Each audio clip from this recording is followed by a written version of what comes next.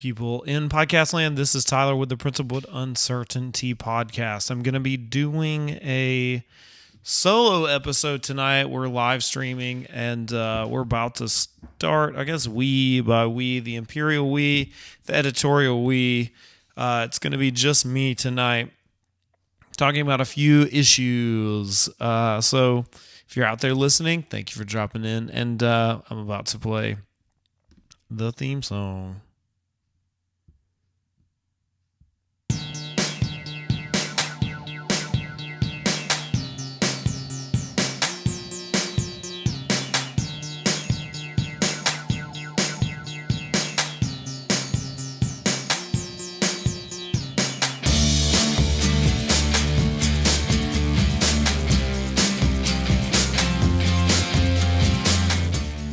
Hey there, podcast listeners. This is the Principled Uncertainty podcast, and I am your host, Tyler.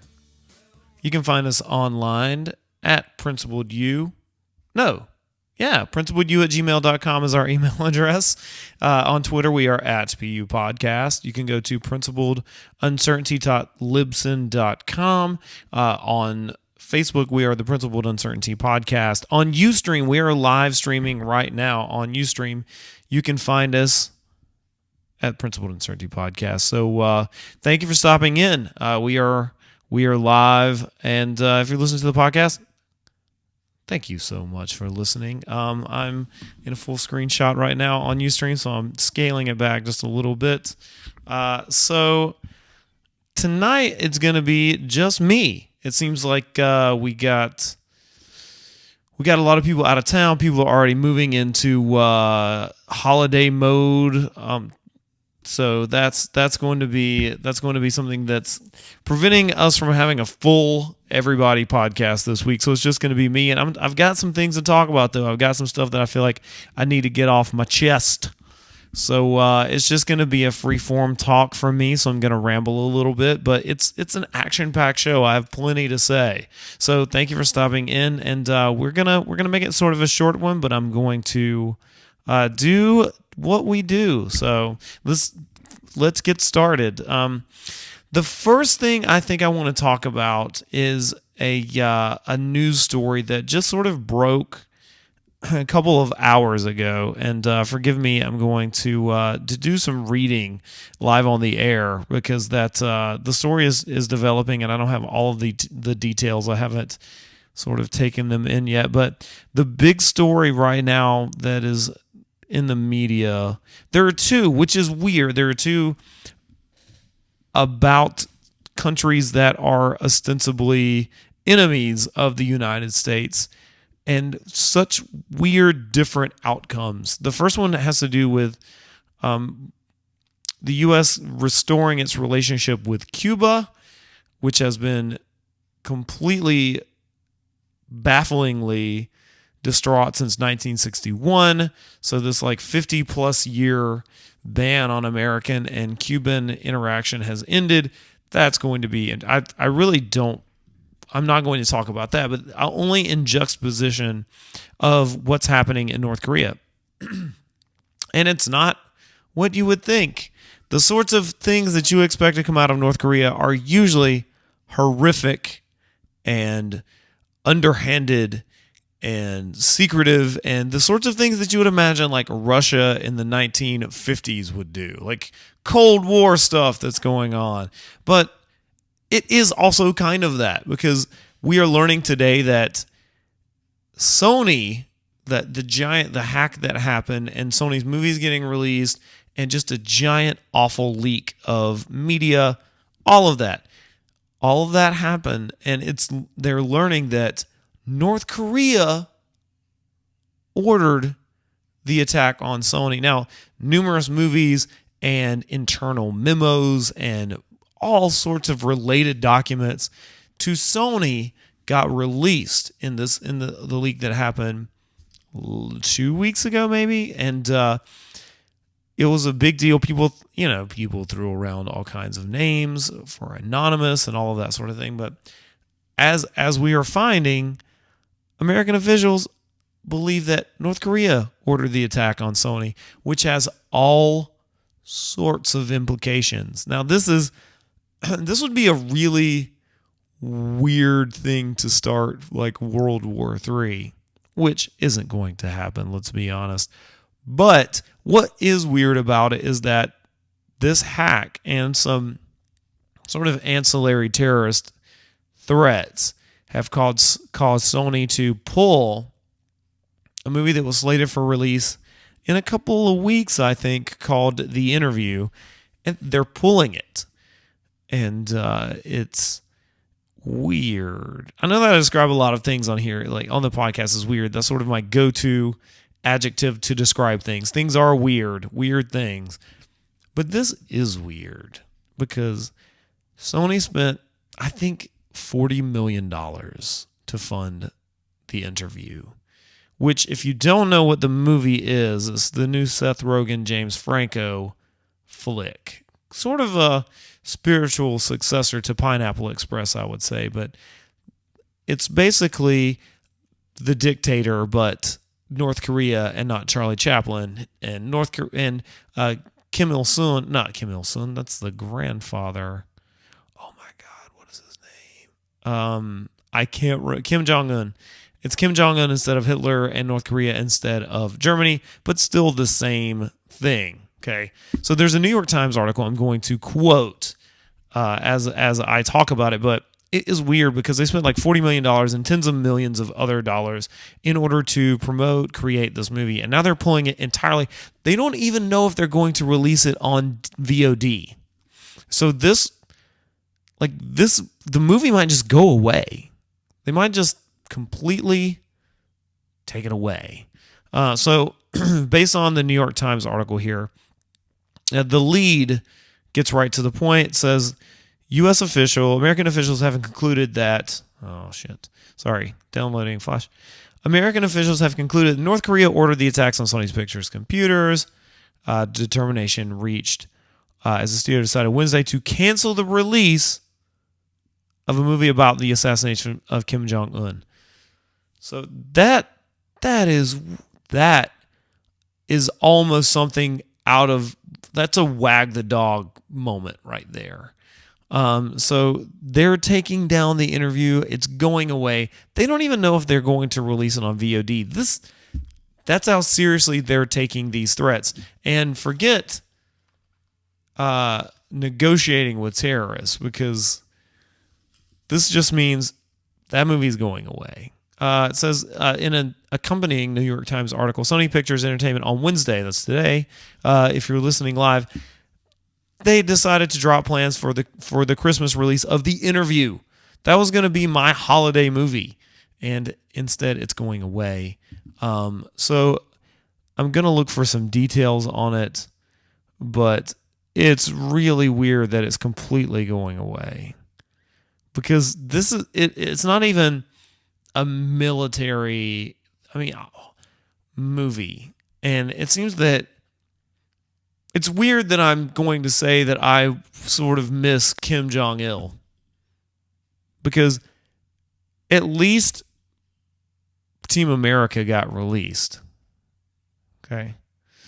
So here's another quote from the New York Times. Shortly before Sony stepped back, AMC Theater, citing a need for customers to, quote, plan their holiday movie going with certainty and confidence, joined Regal Entertainment, Cinemark, and Carmack Cinemas in dropping the film. Now, this is in response to some terrorist American intelligence officials, again, I'm quoting from New York Times, on Wednesday concluded that the North Korean government was centrally involved in the attacks on Sony's computers. That determination and the cancellation of the film were new twists in a series of developments that has found a major studio fighting for its art and perhaps life against forces driven by a foreign government. Because let's just think about the idea of North Korea engaging in a cyber war with America. That is insane. That is pure insanity to think that is going on. But I guess we all know that it's going on beneath the surface, but I guess what we kind of have to realize right now is that it's actually happening. that this is an actual occurrence that's going on right now. And so it's weird to have to contend with this intellectually. I mean, we usually think of hacks as things that, stereotypical hackers do, like phone phreaks. You think about not Kevin Ripple, the guy who, I don't remember his name, but the one, the Ghost in the Wires guy. It's weird. I said that a lot tonight. I'm sorry, but I'm all alone. The word that comes to mind is weird, so that's the word that I'm going to use. Bizarre, strange, otherworldly, Doctor Strange lovish. So I'm going to look for some more articles on this because it is fascinating. And this broke, I guess, not too long ago. So I want to find the article from Vanity Fair. That was the one I was originally reading that was posted on Twitter. And I wish I had prepared more for this, but this is sort of a breaking thing. I just kind of saw it a few minutes ago. Vanity Fair. This is actually what inspired me to just jump on instead of like push the podcast and try to find another guest. I thought I would do like a short episode tonight and then maybe do one later this week with someone on, because this is a really interesting story. I just typed Vanity Fair North. Let's hope that pulls something.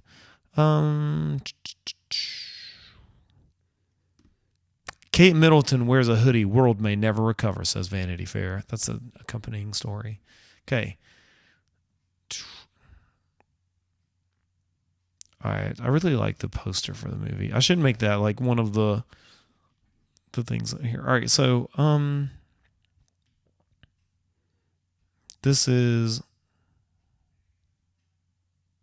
the GOP.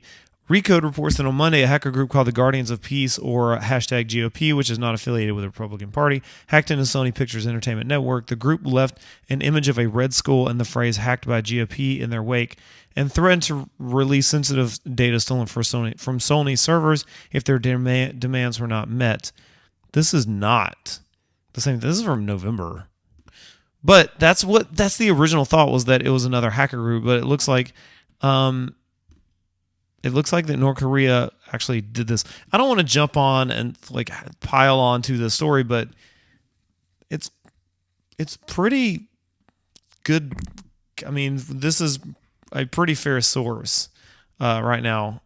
So I'm just going to talk about it in lieu of the news. And sorry to those of you who are listening later. This is more of a live kind of rambling. I feel like I'm on an actual live news program. We're breaking. I wish I had someone to cut to. Like, we're going to go to the New York bureau office to talk about this. But here we go. Here's an opinion piece. Voice of America. I bet this is a conservative site. Let's see what they have to say, though, because why not? Hollywood Studio, Sony Pictures.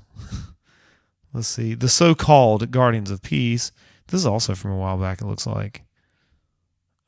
So anyway, I guess I'm not. No, it's from today, December 17th.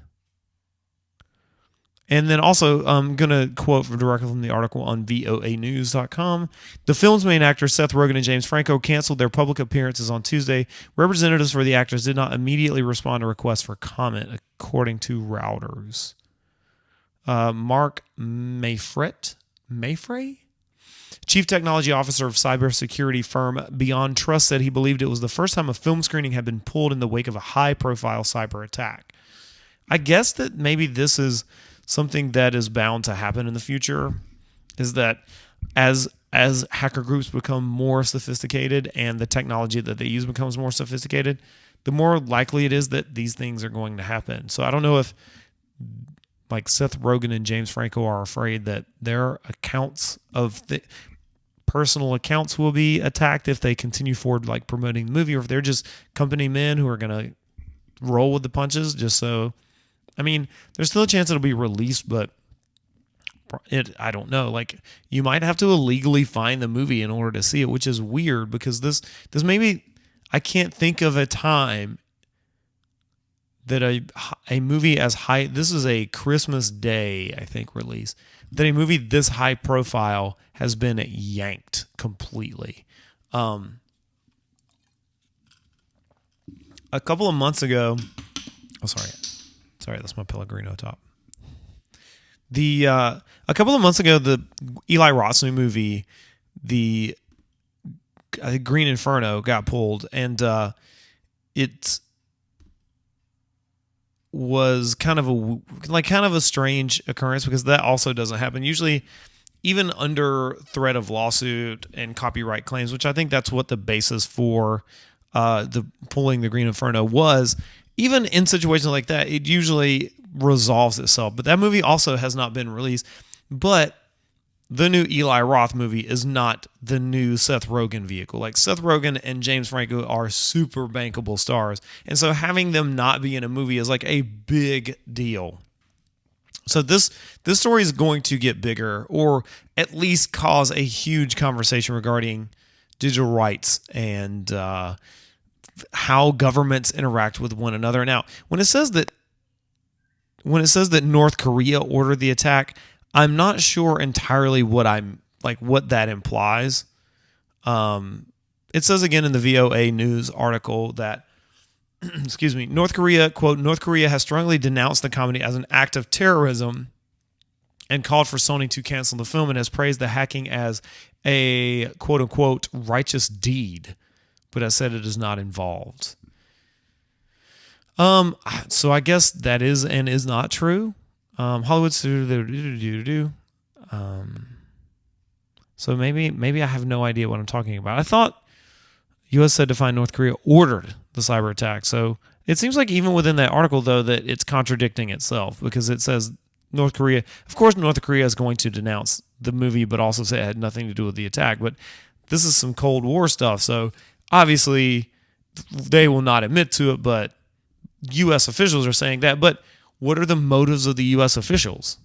Like, this is where it gets into tinfoil hat territory. Like, what if it is an American hacker group, but this makes it very convenient to blame on North Korea? Like, what? I guess they probably wouldn't do that and like destroy relations with North Korea, the limited ones we have, based on a movie. But if North Korea did order the attack, then that's some huge stuff. So I just don't understand. I don't know. Like, it's like, how little of a sense of humor can you have?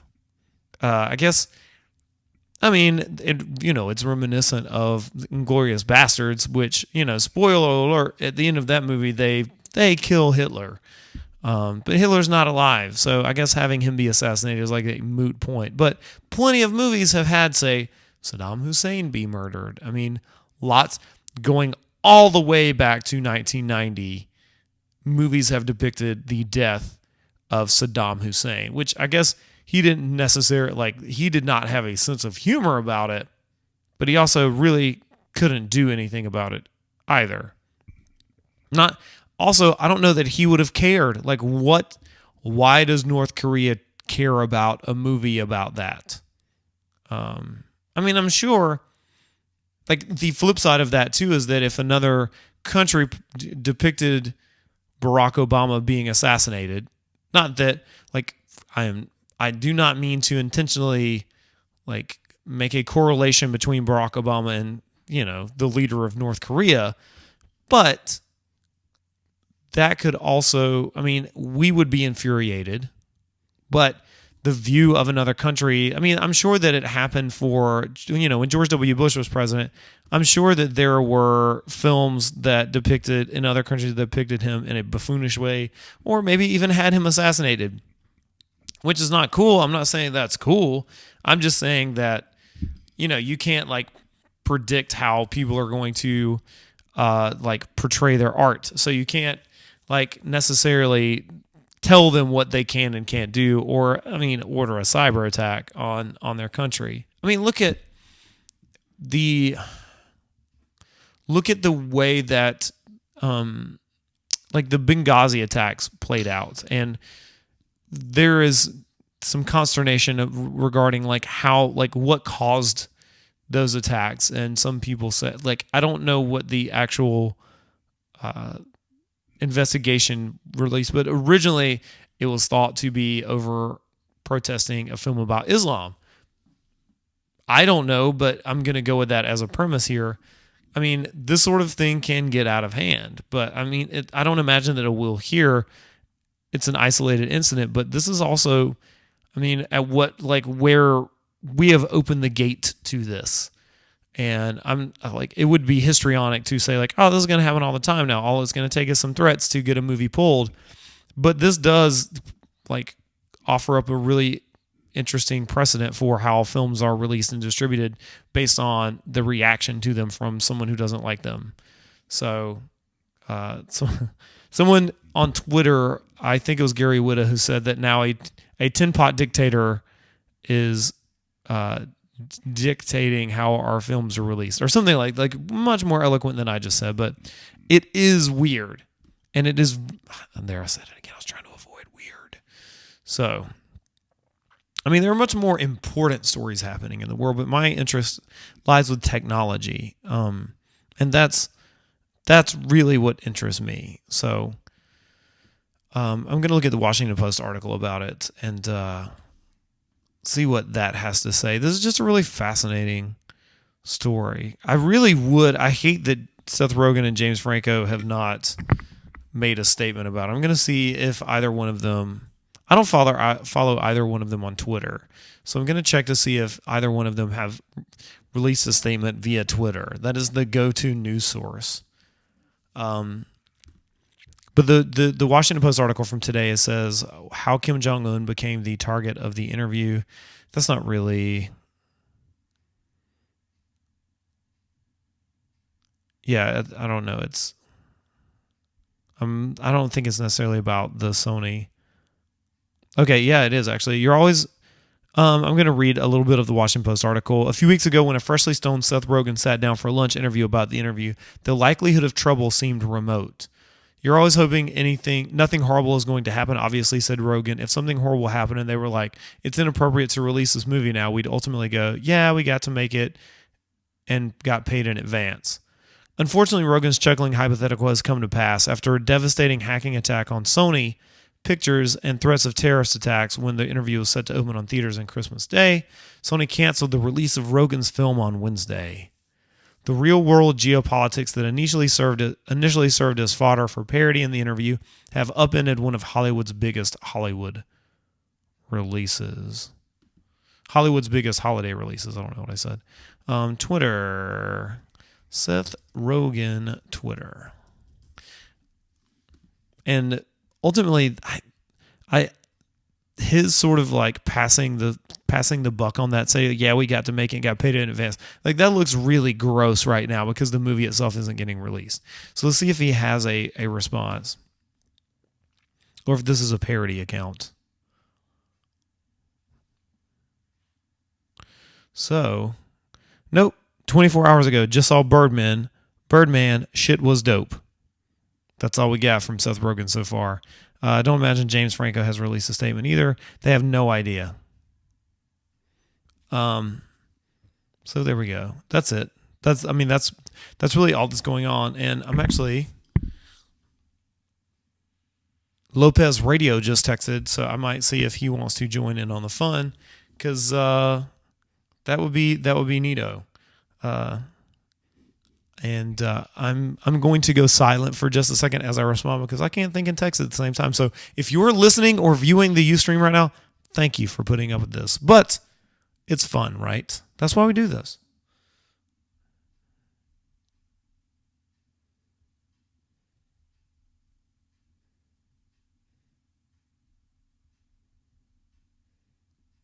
All right, so I just responded to him. So if he wants to join in and talk about this, I think this would be a prime story for Lopez Radio to talk about. So he might join in just a second, but otherwise, I'm kind of done with the story. I mean, it will develop or it will not. This is kind of one of the most bizarre news stories that we've seen all year. So it'll be interesting to see if it has any long-range ramifications, or if it may blow over in a week. Like, North Korea has always rattled its saber about everything, so it may blow over in a week and they'll release the movie and who cares? But it's sort of like closing a school when you think there's going to be snow, because you like the random chance that a bus goes flying off of a road and kills a bunch of kids, then you're culpable. So it's better that no one get injured because of a movie called The Interview, which is meant to be a parody anyway of like spies like us. Still, it would be nice to be able to see the movie if I want to take that risk. Like that's why is VOD such why is that so problematic? I guess this all relates to the fact that the movie just doesn't just because the movie I don't know, like why? Like I guess they don't want any more hacks because this is really embarrassing for Sony to have all of like the things that were released and how dumb most of those emails and presentations were. Really, just any more of that would further embarrass Sony. And like, what if they started going after Sony's users or people who have Sony accounts? What if they hack the PlayStation? That would be devastating, especially at the launch of a console like this. So I don't know. Seems really weird. So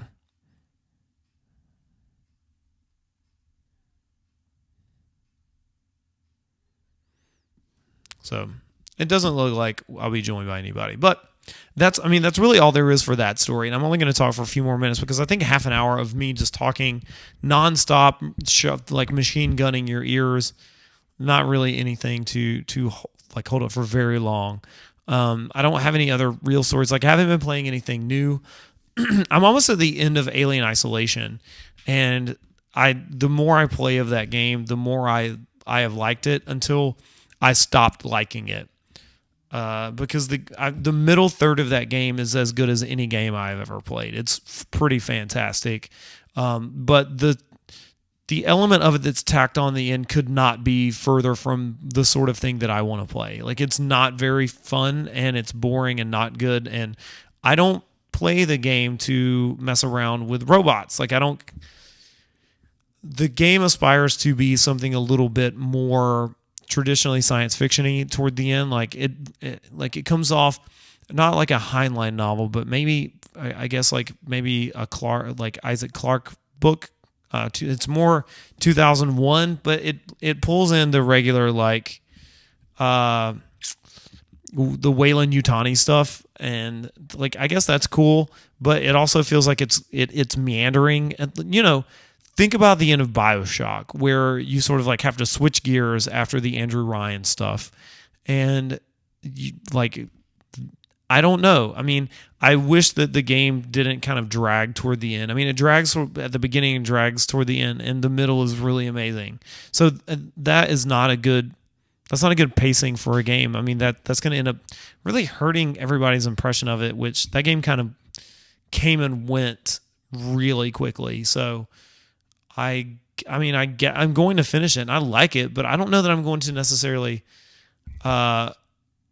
recommend it to anyone. If it's your thing, I'm going to say, hey, play it. But I don't know that it's a game that I'm going to recommend as you have to play this. I would say if someone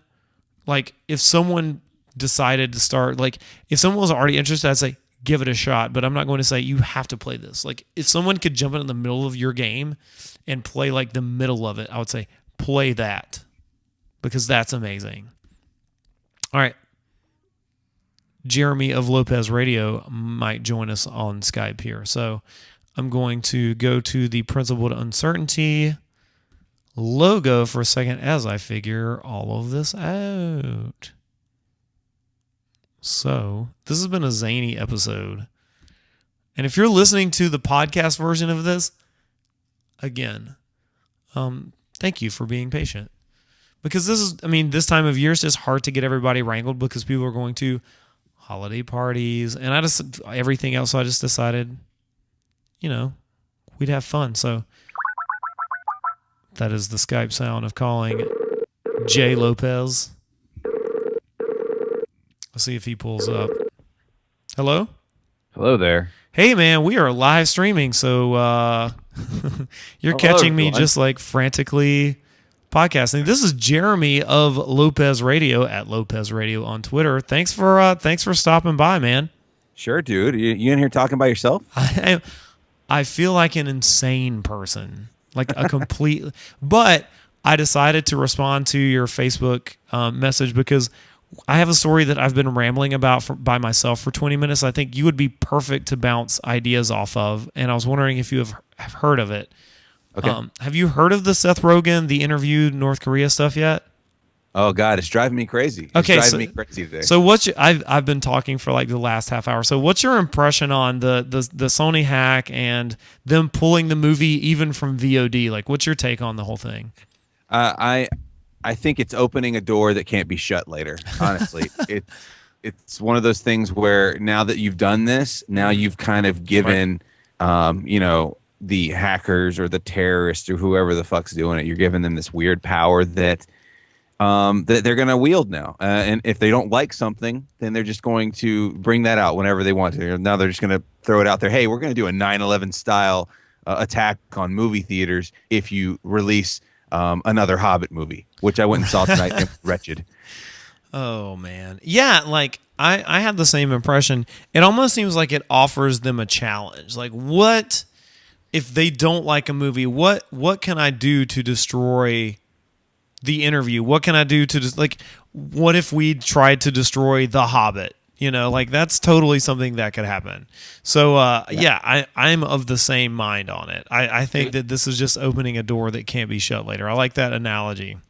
Yeah, I mean they've negotiated with the terrorists, and now it's going to be open season. Now they know what all they need to do is threaten bodily harm on people when there's no proof that they were even folks that could execute something like that. It's kind of silly. And then I saw that they already canceled production on a new Steve Carell project he's working on that was based off of some sort of, it was like a thriller, a paranoia thriller based in North Korea that he was working with. Yeah. He was working with somebody. God, I forget the guy's name, but yeah, they canceled it. I don't know. It's kind of a weird thing. I think there's just going to be problems down the road. It's with Gore Verbinski, the guy who did Pirates of the Caribbean. Yeah. Well, I mean, that's so weird. Like, I've said the word weird till I can't say it anymore about this story, but I just don't understand. I mean, I guess I compared it to like if you like it canceling like school because there's a threat of snow, because on the off chance that a bus does go careening off a bridge somewhere, then you have made the wrong decision regarding canceling school for snow. So I guess they're just doing it on the basis of like in case something happens. And I thought about that too. I was like, you know what? They're doing it based off of them being worried about getting sued. And they're not doing it because they don't think the creative effort's good. They're not doing it because they want to censor it. They're doing it purely to cover their ass, and that's the big reason for a lot of really weird and shitty moves in Hollywood and in life in general now, because people are just like, well, we don't want to get sued. That's why we don't celebrate Halloween in elementary school anymore. Right. Like, we don't even acknowledge we will have Character Day. But, you come dressed as your favorite literary character. Right. And it's silly. And Steve Carell today caught my attention on his Twitter. He tweeted, "Sad day for creative expression. # fear eats the soul." And wow. Then, and then 3 hours ago he tweeted a picture of Charlie Chaplin dressed as Hitler. So, I mean, well, and he's also trying to branch out and become less of just the comedy guy, because he has the movie about wrestling coming out. I know this.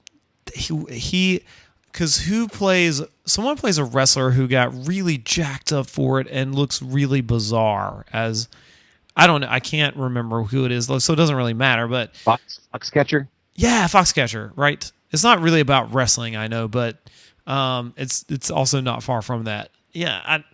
Channing Tatum, Mark Ruffalo, and yes. Vanessa Grave as well. Yeah, but Steve Carell's the one who has the really weird makeup for it. I don't know. I mean, I also think that having like someone on Twitter said like, having a tin pot dictator tell us how we release movies is ridiculous. And I said earlier that, I mean, it just kind of makes me pine for the days of Kim Jong-il when we could at least release Team America without fear of retribution. Well, and having a guy who is essentially shittily running a third world country, starving his people, and completely just has everybody under his thumb, executing people because they displease him. I mean, it's not on the level of a Hitler, but it's a guy who just is wielding power to wield power. I mean, Right. think about the reaction if Iraq came down on the creators of Hot Shots Part 2, where they made Saddam Hussein look like an idiot, the whole time, and it was right in the heat of all that Desert Storm stuff. I mean, it's a bell that can't be unrung. If I can keep throwing punts and things out there, keep throwing them out. It's just sad. Like it really is. I mean, you're going to see people now that they're going to be wielding the power, and it's going to be really, really sad later down the road. Yeah, I mean, I wonder how the reaction from Sony would have been different had there not been a gigantic hack on their company. Like if it were just Kim Jong-un saying, this is a travesty, this is terrorism, this is, blah, blah, blah. I wonder how differently it would have been had there not been this embarrassing hack that released all of these sensitive documents. And that shows that Sony's really struggling with their properties and doesn't really have they do have a plan, obviously, for their movies, but that they don't, like, some of those graphics about their movies and like how they appeal to their audiences show that they're sort of like bereft of creativity in some areas. And so like I wonder how it would change it if this hadn't happened. Like if it were just Kim Jong-un, I wonder if they'd just be like, who cares about that guy? Because they made the movie. Like that's the weird thing. They spent the budget for that movie was $40 million. So they made the movie and they've pulled it. Like you can't rent it on VOD. I wonder if it's just going to become this weird relic that people like download illegally so they can watch it. Like this is the one instance where it seems like they are encouraging you to illegally find this film.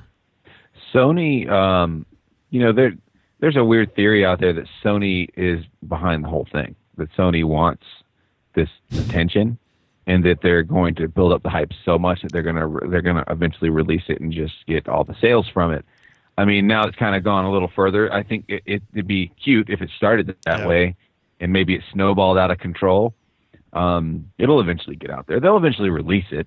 Yeah. I think they'll just wait for the heat to die down. Yeah, or that's like they'll be like, "Whoops, it got leaked out there." They're gonna figure out a way to make money back on it. Yeah, I mean, and good on them if they end up doing that, because it seems like North Korea has always been sort of a saber rattling country, so we always let them be angry and then do whatever we want to do. It sucks that it's happening, like, ironically and coincidentally on the day where we're restoring relations with Cuba. So that I just like the weird, delicious irony of that. I couldn't help but I pointed that out at the beginning, and I don't really have an opinion on Cuba, save for I think that the policy against Cuba is hurting the people there and not really the government. So I'm glad that we're abandoning that, just sort of like policy. So that's fine. But I'm more interested in this like tech hacker action movie aspect of the release. That what they should do is like they should go ahead and make the sequel, but let the sequel be about what's actually going on right now and the hacking. Sort of like when Clint Eastwood did Flags of Our Fathers and Letters from Iwo Jima. Well, yeah, it just kind of just going in and kind of poking at what the reaction is and all that stuff. But then that'll be the second instance where hackers are just like, you release this about us, then we're going to do something crazy. And it'll eventually get to the point, I think, where, unless someone follows through with something, it's just going to end up being one of those things where, another threat came in, guys. It's going to be a good one. Yeah, I think they'll eventually release it. But, man, it's just sad that they're just kind of bending to that whole thing. But who knows? You're running a giant company. I guess you don't want the liability. Yeah, liability is a big problem. And so, I mean, it'll die down. Like, I don't imagine. I think the story's just big right now, and people are shocked by it for pretty obvious reasons. And everyone wants to, like, everyone on the internet likes to be angry, including myself. So, everyone's fighting, like, whatever. But I think eventually it's going to die down, so the movie will get released. But who's to say that another cyber attack wouldn't happen? Sure. Because it happened once. Yeah. And I'm sorry. Sony, I mean, in 2011, Sony, I mean, the PlayStation Network was down for 3 months because of an attack that happened on Sony then. So, I mean, it seems like Sony is not on their game when it comes to preventing security flaws. Yeah, I mean, Sony sounds like they need to get their shit together Yeah. security wise. And I mean, it was weird because, like I said, when saw the third Hobbit movie tonight, and there was still a huge banner up for The Interview lobby of the theater we went to, and I was like, wow, I almost like made my chick take a picture of me like under the banner, like this shit ain't happening. It's But coming down. it's weird, man. I don't know. I think I'm more worried about the future implications of now copycats grabbing onto it and saying, "Hey, Yeah. if you release this, I'm going to do something stupid." And Yeah, I just think Sony needs to get it together. I mean, that seems to be the long and the short of it is that they have a lot of issues with security and they don't learn from their lessons. So, I mean, I think there was a minor hack a few months ago on Sony as well, but I don't maybe that's not right, but it would be weird if Microsoft weren't like secretly cheering about all of this right now. well, I think it's bad for. I mean, I think it's bad for everyone involved because Yeah. now they know that people are going to now maybe if we release a game that's controversial or if we release a product that is controversial or that someone doesn't like, then maybe we're going to get threats. But yeah, I mean, Sony's got to figure some stuff out now. Yeah. Now, if coming from the IT world, I will tell people out there, you don't know what you want to do. There's a couple of things. You can either get into the healthcare field or you can get into the internet security field because that's something that's never going to be short of a need because it's always evolving. Yeah, I mean, think about how many games were released about killing people who are vaguely ethnic and Middle Eastern in the 2000s. Yeah, one of the biggest franchises, Call of Duty. Yeah. It's about killing, vaguely ethnic people or overtly ethnic people. And so it's, yeah, man, I don't know. It's just, I don't want to be a part of a world that has this happen all the time, but I don't think that's going to be a thing.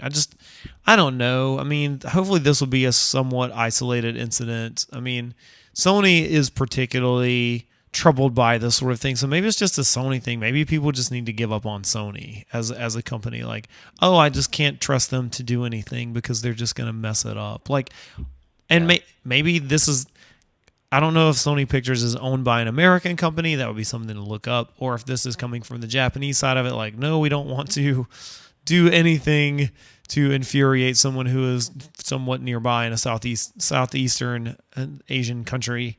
Or not, but it still kind of sucks. I mean, I think that's just like my viewpoint on it is I don't know that this will lead to like bigger and more problematic things happening, but it still just kind of sucks.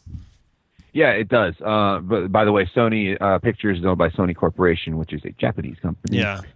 Well, there's like Sony of America that is its own, SOA is its own company. I mean, it is a subsidiary of the Japanese version, but they are kind of like when Sega ran, like ultimately they're kind of independent of the Japanese company. I think. I mean, I could be wrong about that. Yeah, that's what it says. Sony Pictures Entertainment Incorporated is an American entertainment subsidiary of Japanese multinational technology company. Yeah. So, based in Culver City, California. First television's tank, and now this. So I mean, Sony's in trouble. And the other thing to think about too is like, how is this going to affect what they greenlight down the road? Like most companies, I bet companies are now going to be gun shy to greenlight things. I mean, much like when Comedy Central stepped in and said that South Park couldn't do the cartoon or their episode about Allah. Yeah. It made them change the name of that character, but clearly knew who they were talking about. Yeah. I mean, I don't know. I mean, I know terrorism is nothing to joke about in the serious world, but it's working if you let them do their thing, Yeah, I don't know. I mean, it seems like, I mean, I don't know. Like, ultimately, I have no idea what to think about this. That is interesting about the Muhammad episode of South Park that used Family Guy. I hadn't really thought about that in a long time. But yeah, it seems like I don't know. Sony's going to get gun shy. Maybe they won't greenlight stuff down the road that is controversial. But that, I mean, it already seems like we have such a like it's the flip side of the way that we make movies now. Like if you want to have like really creative people just follow their visions, then you can't use all these like focus groups and stuff. But like, focus groups make movies try to appeal to a broader audience so they can reach more viewers, but then it becomes more bland. It seems like this could be like a driving force to make movies a little bit more bland and less creative than they were. Just another thing, like not a broad watershed thing, but just a small thing that will turn movies into like, well, we got to please people so that they don't try to destroy our company, which is like a really shitty way of running your business, and also just a shitty way to be as a human being. Yeah, and it's North Korea. Like it's not like it's not like they were going after like a Muslim country or people people who are traditionally super violent. It's North Korea, and I love. I don't know if any of your listeners out there listen to Dan Carlin at all. Mm-hmm. Dan Carlin does two podcasts, one called Common Sense and one called Hardcore History. Yeah, and he on his Common Sense podcast sometime, what was it, last year when Kim Jong-un was threatening nuclear attack on us? Yeah, it was hilarious because he was just like, people don't seem to understand, everybody's kind of up in arms about this whole thing, but people don't seem to understand that essentially the firepower and the military equipment they have is equivalent to what we had in the 1950s. Yeah, it's stuff that hasn't been updated. They don't really have people who know how to maintain it and run it and even use it. So yeah, they might try to start something, but we would obliterate them in no time. But I guess the powers that be like to have that fear out there. I don't know. Yeah. I don't know. It is a weird story. I'm interested to see how this plays out. So I just thought I'd hop on the horn and thank you for saving me from just talking by myself. Do you have anything else that's happening in the world that you want to talk about? Because everyone is sort of like gearing up for the holidays, so people are out and about. And I wanted to release an episode, so I decided to do a solo ep. So if there's anything that's burning your brain that you want to talk about, we have a few minutes. So anything else? We got a couple things. I mean, sure. Let's see. There's rumors that the Steam sale starts tomorrow for all you video gamers out there. That would be nice. The winter sale, and then let's see what else. I don't know. I had something else I was going to say, but the Steam sale is huge. I mean, I don't know how much I'll get from it this year. This year, but yeah, I always spend. I mean, I'm going to buy games that I may or may not play. I mean, I have a GameFly account it's got me full up on games. I mean, I have Far Cry 4, which I'll be talking about next week again once I finish up Alien Isolation. I have Alien Isolation, which I'm hoping to finish up. I was kind of rambling about that before I called you. And I have Borderlands. So I have plenty. I have like 100 hours of games to play before I even think about getting on the computer. And I bought The Evil Within on my PC, so I'm going to be live streaming that over the holidays.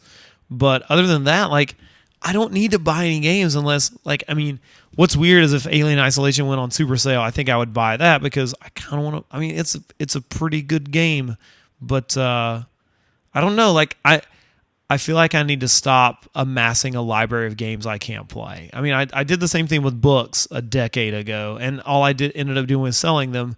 But the weird thing about Steam games is you can't sell them. Yeah, you can't sell them. And it's weird too. Like I usually do every once in a while, especially around the Steam sale times of the year. I'll do a video game episode with a couple of my buddies on Lopez Radio, and neither one of those guys are really planning on getting much this year. So because we've all already got so much in our library that I have actually been playing, or I played the first episode of the Telltale's games, Game of Thrones. What'd you think? I loved it. I thought it was great. Yeah. They did a good job. I don't know if it's just because I'm actually playing off of Xbox Live Arcade on the 360. Mm-hmm. I'm not sure if it's just the port for that one, but I felt like they rushed certain areas of the game. They're not really having to do with the story. The story is great, and like in typical Telltale fashion, they kind of back you into corners with the choices you've got to make. Right. They do a really good job with that. The story is really good, but I feel like in parts instead of actually working on the backgrounds of some of the scenes, they just kind of make it seems like whatever's not in focus is almost pixelated in the background, like glossy, so they don't have to focus on making the graphics in the background look good, and it distracted me in a couple of areas. Yeah, like that's a criticism I have heard, because now, I mean, they released the Game of Thrones game ostensibly the same week as the Tales from the Borderlands game. So I think that like they're stretching themselves pretty thin, and they did that before. I think they're just cashing in on like how popular the Walking Dead series was. I mean, the first season of Walking Dead was super popular, and they've got all of these. I mean, granted, pretty original titles, even if they're licensed, like they're pretty awesome titles coming out, and they're just like pumping games out. So at a certain point, they're going to take shortcuts, and I've heard that they're taking a lot of shortcuts with Game of Thrones. So we'll see how that plays out. Now, if they go on sale during the winter sale, there's a good chance I'll pick up probably both of them. But yeah, I did notice that they, HBO has their stamp on the front end of the game. So I'm wondering if if they had to rush it out because A, they wanted to get it out maybe before the holidays, and B, depending on how far apart they're releasing the episodes, maybe it culminates when the season starts with HBO. Well, yeah, it starts in like March or April. Yeah. And the Game of Thrones season is 6 episodes, which I guess that'd be about, I mean, they'd have, even if they release one a month, that'd be 6 months, but maybe it would culminate with the end of the season or something. Yeah. Yeah, that's kind of what I was thinking, that maybe they're trying to run it concurrently or something like that, to where it releases like along with that. It's cool though. I mean, you haven't played it yet, have you? No, I haven't. I bought the Wolf Among Us and never played that. I think I have more games than I have time to play them right now. So I just don't have the time, and I love video games, but recently they've completely I have no time to play. And so I'm like eking my way through games that are a couple months old. And what's weird is I shouldn't feel bad about that, but I do, because there are always new games coming out. And that's like the weird irony, is that right now I don't feel like buying any new games, but there are more games coming out right now than at any other time in history, it feels like. Yeah, it's easy to get lost in the shuffle with all that. And I don't know, man. I really... That's the only newer game I've been playing. I mean, I picked up a couple other older games that I've started playing again. But I think folks will really like. And my brother Joe, he started playing Tales from the Borderlands, and he said it's hilarious. He said that they did a great job with it. He said that the story is really, really funny. Mm-hmm. And he said it didn't seem like they cut any corners with the graphics on that one. Like it's straight up Borderlands animated. It looks great. Yeah, and that's you're with Borderlands, you already have like a style basis. Like there's always a visual. There's already a visual aesthetic to that. Whereas with Game of Thrones, you're kind of building that from the ground up. And I'm sure they did rush it. Like Telltale has a history of doing this. I mean, they were the last 2 series that they made before they really hit their stride with The Walking Dead were Jurassic Park and Back to the Future, and those are like historically known to be pretty terrible games. So I think part of that was because they were rushed, and I think that if in the future they want to be a company that is viable, then they need to at least think about timing and how many games they release. Because this year they released The Walking Dead season 2, which some people liked, but most people were just shrugged about because the first season was so good. Like I don't know. I don't know how this model of like, oh, we're going to release all of these adventure games is going to work, because adventure games are something that work in small doses, but I don't think are something that people want to sit down and shoot at things. People don't necessarily want to sit down and be agonized over their dialogue decisions all of the time. Yeah, it is stressful. That's for sure.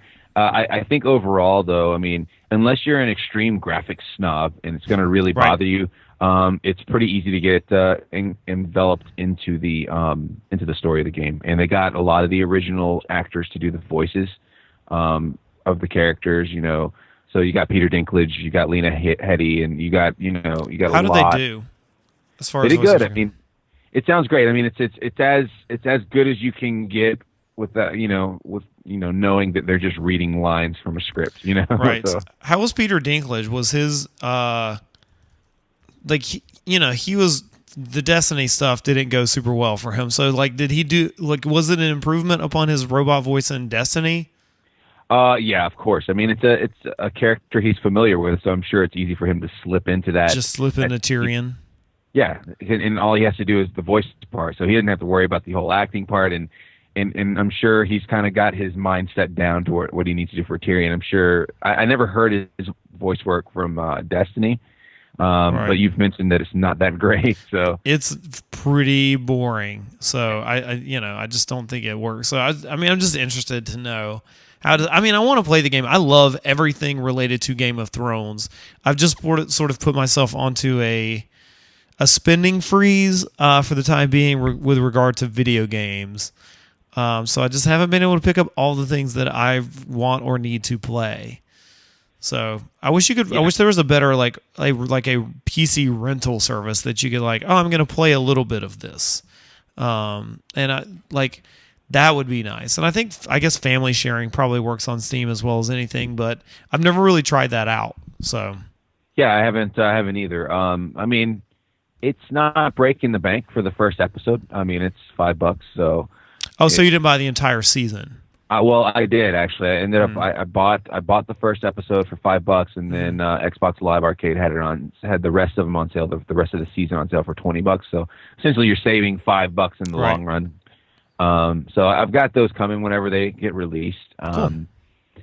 And the other thing, while we're in the George R. R. Martin realm, I've been reading that the new big ass book they released, the World of Ice and Fire book. That it's basically all the backstory. It's all the history. It's like, so take your world history book from school. It's a world history book for Westeros, for that whole universe. Awesome. And there's pictures, and it's written from the point of view of a Meister who's obsessed with the history of that universe, and it's kind of cool. So they go back and talk about the First Men and the Andals and the Longest Night, and like they go into details. Kind of cool. Yeah, sort of like the Silmarillion for Lord of the Rings, just sort of like a history of everything. I can dig that. Yeah. Cool. Yeah, that's that. I might have to check that out. That seems like a good Christmas present to myself. It's really worth it. It really is. I think the book is like $40 or $50, but I had store credit to Second and Charles, so I got it for like $20. It's great. Sweet. That's super sweet. Well, that's pretty much all I was going to talk about tonight. I was going to stretch out the interview story, so I might go back and cut down some of what I had to say because I honestly didn't know how I was going to do a podcast tonight. So I'm glad that. Thank you for saving me. I was wondering how you were doing with talking about just the one topic the whole time. It's got to be stressful. It is stressful. Like I had no notes because I just saw it on Twitter. I was like, oh, I have to talk about this. So I just jumped on Ustream and started chatting with myself. So my goal though is like I think doing solo episodes is good because it teaches you how to think on your feet a little bit better. And even if like these are bad episodes in and of themselves, over the course of time, the end goal is to become like able to talk by yourself without being intimidated by it. So I will endure a couple of like bad solo episodes to get to a better spot later. Yeah, I'm sure I will brave it at some point again. I've tried once before or a couple times before, and it really is tough. I think I found that the thing that works the best, and I've read this in several other places, is interview yourself. Act like you're interviewing yourself. So have questions and actually read the questions out loud while you're recording and then answer them yourself. I don't know if that works, but I might try it out. We'll see. Yeah. Usually it'll be a topics-based thing. Like I kind of did an interview yourself when I talked about Boogie House a few weeks ago with myself. So I talked about the history of it and how it came about. So that one came fairly easily, but just sort of bouncing off a news topic is kind of tough, especially when it's just a single topic. I will say, as an outside person from the writing of Boogie House, I will say I'm enjoying reading it right now. I managed to get it a few days early. Amazon hooked me up. I was happy about that. I will say to your listeners, if you got a gritty reader in your life, pick up that book, give it to him for Christmas. It's a really good book. I agree. I didn't bring you on to do an ad, but totally pick up my book. I wrote a novel, Boogie House. Check it out on Amazon. Especially if you've made it this far. If you have managed to listen to me ramble by myself for nearly half an hour and got this far, go pick the book up. If you like me not thinking about things before I say them, you might like me thinking about things before I write them down. So I'm serious. I'm not super far into the book, but obviously, I'm supporting my friend, and there are, once I start reading, I get lost in books. So yeah, after I get a few pages in, I forget that honestly that you wrote it. So that's good. That's a good sign. Because I think I've had other friends that have written stuff, and I'll be reading it, and I'll be like, okay, this sounds exactly like something he would say, but you don't even think about that. It's really cool. Definitely check out Boogie House. Thanks, it's man. a lot of fun. I've gotten a good response to it so far, so I hope to keep getting. I just want people to say, "Hey, I liked it." I'm not looking for it to change anyone's life. It's not Tony Robbins, but hopefully it's a good crime novel. So I want people to pay attention to it and like it. And yeah, I've gotten a good response, and people who have read it seem to like it. So I just want it to find a broader audience. So thank you for that. Fantastic, no problem, man. All right, man. Well, that'll just about do it for this very bizarre, almost holiday episode of the Principled Uncertainty podcast. So, Mr. Lopez, thank you for stopping by. Oh, Merry Christmas, everybody. No problem. I'm sure I'll see you before the end of the year. So we'll do our big co-episode. We'll talk about it this weekend, all right? Yeah, we got the big powwow this week. I'm looking forward to it. All right, man. Well, for Jeremy, I am Tyler with the Principled Uncertainty podcast, and we will see you next week. Thanks for listening.